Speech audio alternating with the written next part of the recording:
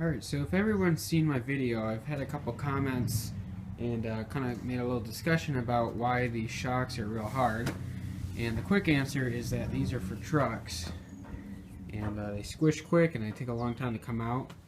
And it kind of makes for not so smooth, but they do work as shocks. But I think I have a way to fix this.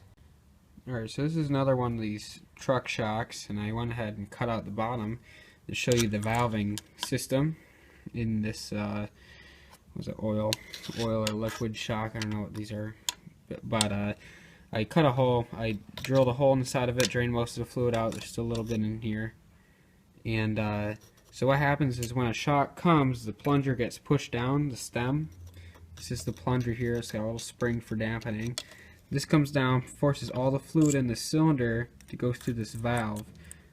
This valve has a spring on it, and so that valve opens up, fluid comes out through here because you have load. Spring opens, comes up through here, and then goes around the body of the shock in between here. So it's kind of like a reservoir.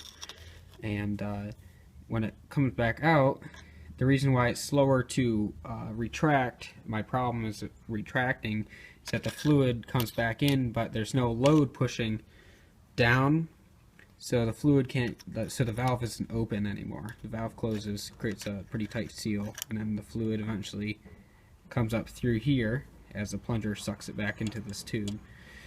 So my idea of how to quickly fix this is to get more of this fluid to flow out of this cylinder, bypass this valve. So my quick idea is to take a drill bit, I'm not sure what size right now, but drill through both of these here. I don't know, maybe a smaller drill bit. Drill through both of these into this cylinder here, and then so when it comes down, there's less of a dampening force. I kind of want a little bit less dampening force, so the fluid will go through this hole into the shock body, and then when it sucks it back out, fluid can just go through here. So there's still, the valve is still working. The valve is not going to be modified in any way, but fluid just bypasses the valve, so more fluid can flow. I'll probably put maybe 2 holes right next to each other or whatever, and then I'll probably still have fluid in the valve or whatever. I'll just do a little hole. This stuff, I know everyone freaks out about welding shocks and stuff, but at least on these old ones, this is pretty thin fluid. It's just like WD-40 or something. So I put a torch to it, and it smokes, but it doesn't catch on fire.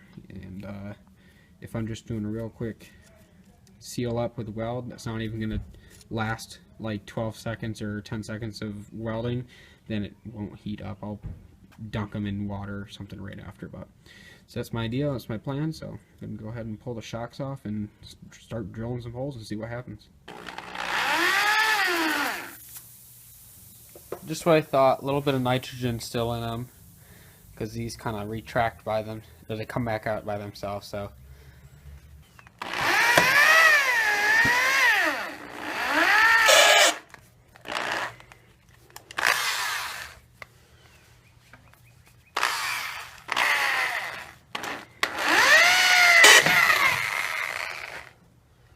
so both of these are welded up here, drilled through and welded them up, pretty simple.